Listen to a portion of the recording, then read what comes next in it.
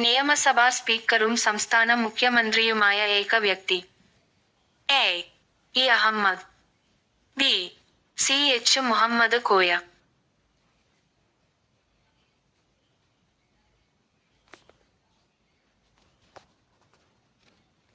കേരളത്തിന്റെ മുഖ്യമന്ത്രിയായ ശേഷം സംസ്ഥാന മന്ത്രിയായ ഏക വ്യക്തി. A. C. H. Muhammad Koya. B. V. S. Achuthanandan.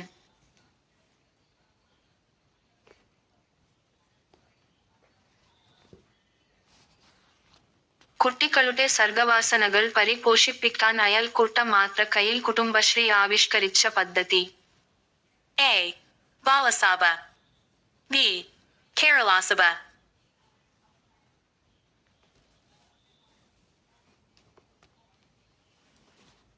C. H. Muhammad കോയയുടെ